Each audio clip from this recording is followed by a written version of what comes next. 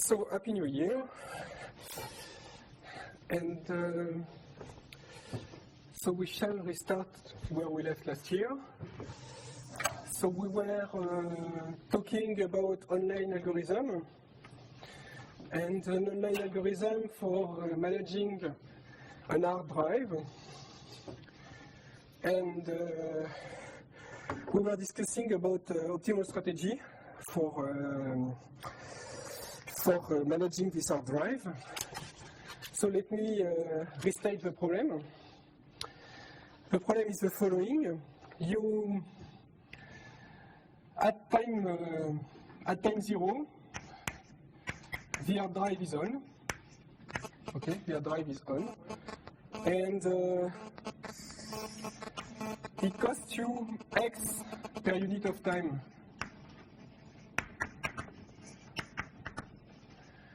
To let it on, and it costs you Y to restart it. Okay, and your problem is the following: is that you don't know when the next request for the hard drive will come up, but the only thing that you know is that the hard drive has to be on at the time the request arrives. Okay. So you have a random request that arrives at time t, okay? And at that time, the hard drive must be on. So either you can shut it down at some point, and you will have to pay y, or you wait t, okay, and you have to pay xt, okay?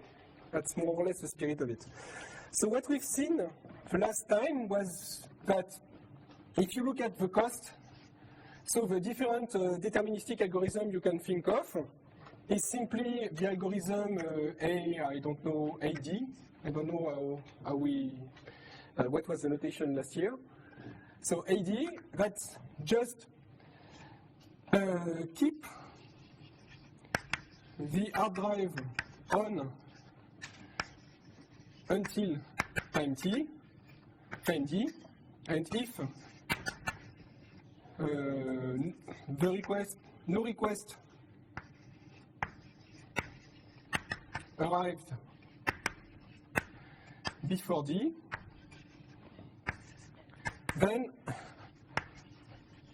shut the hard drive down and restart it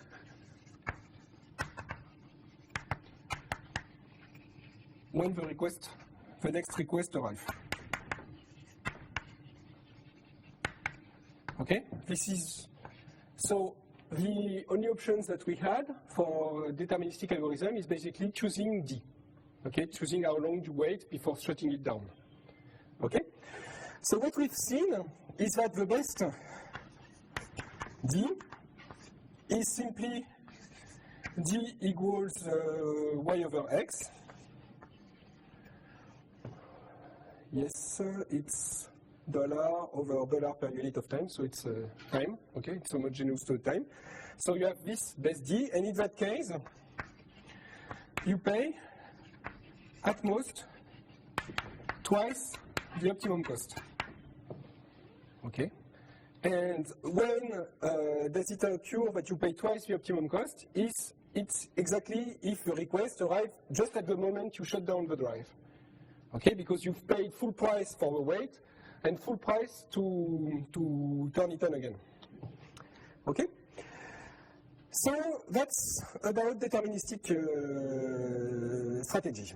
Okay, so the best strategy you can think of is will cost you twice the price in the worst case.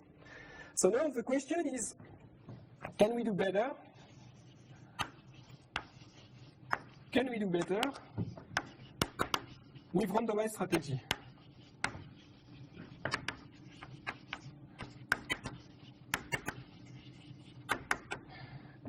And the answer is, as you may remember, is given by Yau's principle.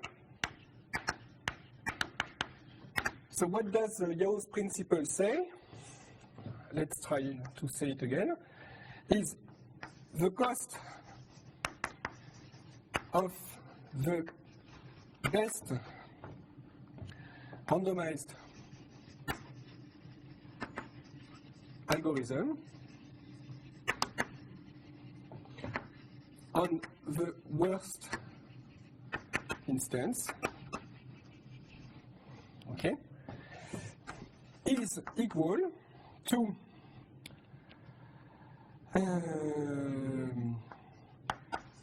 the average cost of the best deterministic algorithm for the worst distribution of instances. Okay? So, let me tell you how to recall you how we prove that. So it's just an application of the minimax principle of von Neumann. So here you consider a matrix, okay, a matrix where here you have the algorithms, okay. So here we have AD, okay, the different deterministic algorithms there, and here you have the instances. These instances, in our case, it's just t, the time at which the request arrives. Okay, and you put in the cell TD, you put the cost of AD for request t. So the cost of AD for request t is the following. So if you have t here, okay, you have d here. So as long as the request arrives before d, the cost increases linearly with slope x. Okay, so you have xd here. Okay, and then when you shut down the hard drive, the cost becomes fixed, and here you have y more. Okay, so here you have xd plus y. Okay, so this is the cost of AD. Okay, so this is it. So what we want here to minimize, it's not exactly the cost. It's a cost, but it's the competitive ratio that we want to minimize. So what we put in the cells here, it's that over opt of d. Okay, this is what we want to minimize. It's a competitive ratio. We want to be as close as possible to the optimum. Okay, so the cost here, it's in the sense the competitive ratio. Okay, we can put whatever we want in the matrix. Okay, this assertion will always be true. Yes?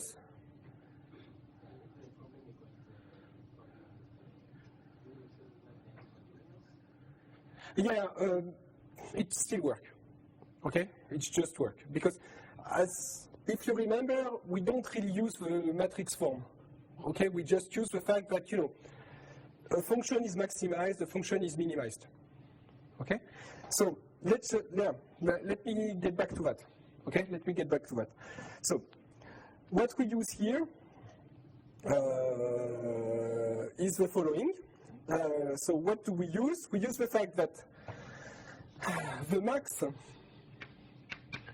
over any distribution P of the means over any distribution Q of P A Q, okay, is equal to the mean over Q of the max over P of P A Q. Okay, I hope I wrote it in the correct way. That's 1 chance over 2. So let me just check. So maybe the easiest. So the only sense, yep, the only way. It's no, you're right. It's I think I maximized over the distribution of instance. No, I maximize over Q. So that's what I want is maximize over Q. But anyway, it works in both sense. Huh? So, but the way I want to use it is this way. Okay.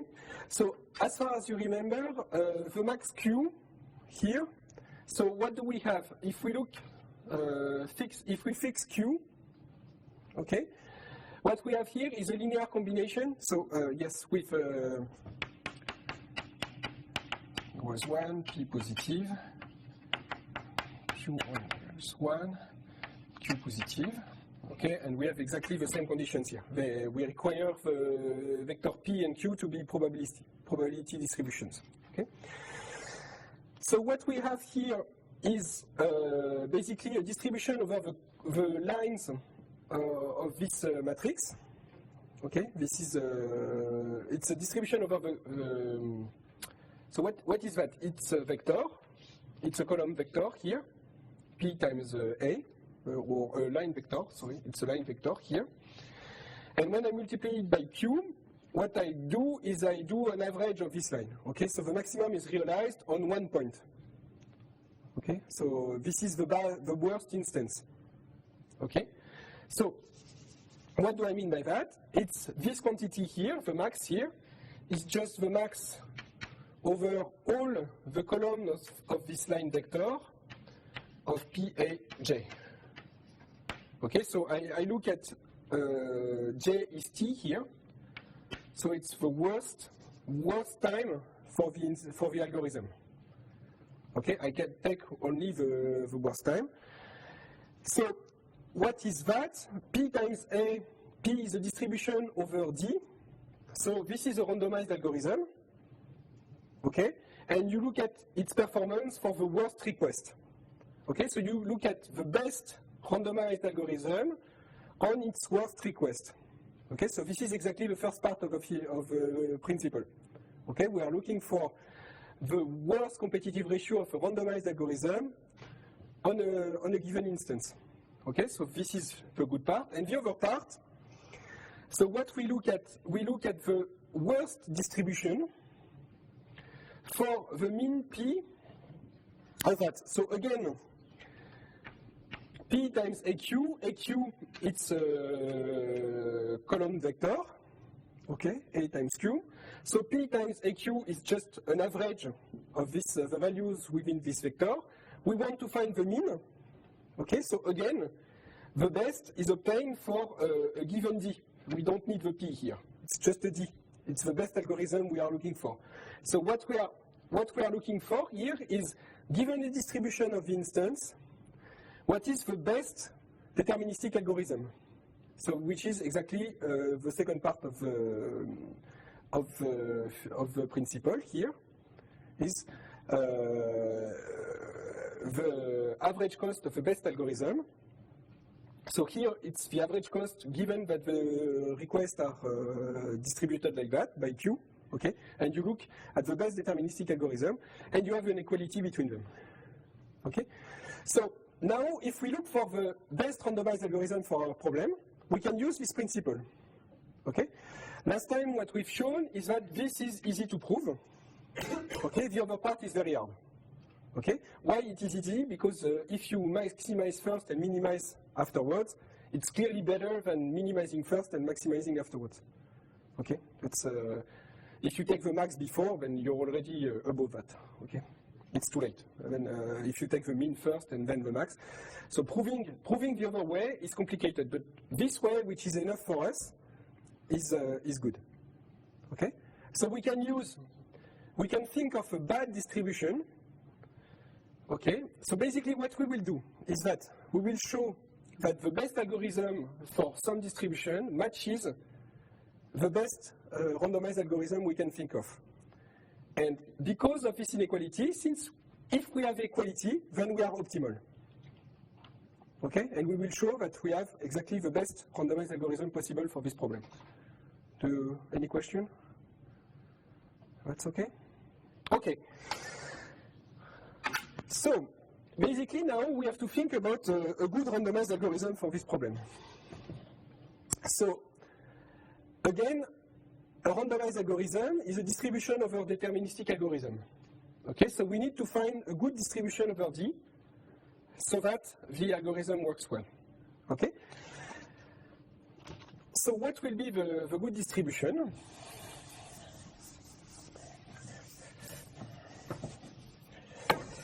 It will be the following. First, we will simplify a little bit the problem, because we have a lot of parameters, and basically we don't care about their value. Okay, we can just scale time, scale cost, okay, and have x equals 1 equals 1. Okay, we just scale time and we scale cost so that all these parameters are 1. Okay, so now we assume that. So now, what can we assume? What can we say? Now we can evaluate the cost of AD on request T over the opt of T. Okay? So what is the value of that? So we mentioned it last year. There are basically two cases. Either the request arrives after 1 or the request arrives before 1. Before D. Yeah. If we consider algorithm AD, there are two cases. Either D is less than 1, less than y over x, if you prefer. Okay? So this is the optimum cost. So the optimum cost, yes, it's like that. Okay? The optimum cost is like that. So now we have y and x which are 1. So if, as long as the request arrives before 1, it's better to let it on. And if a request arrives after 1, I just shut down the hard drive immediately and wait for the request. Okay, but only the optimum can do that. Online, I cannot. I don't know when the request will arrive. Okay, so in that case, so if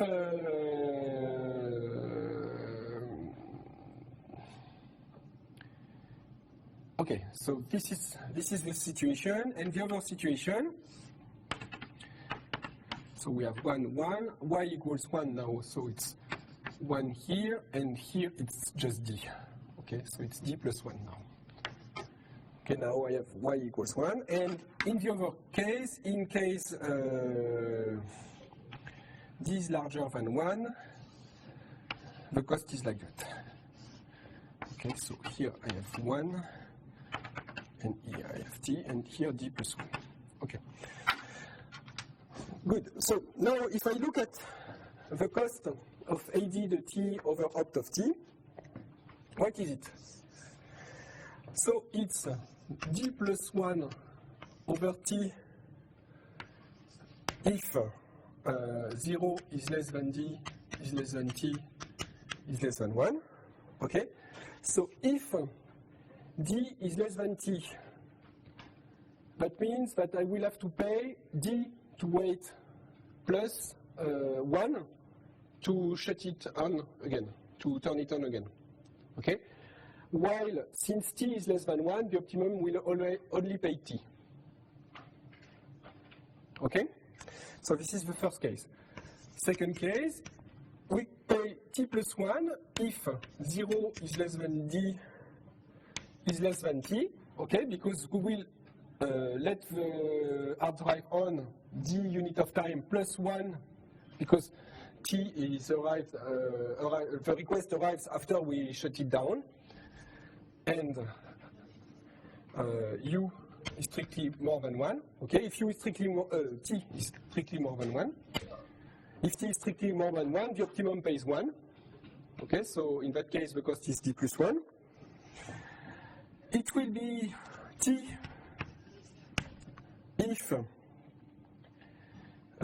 d is strictly larger than t, which is strictly larger than 1, and it will be 1 otherwise.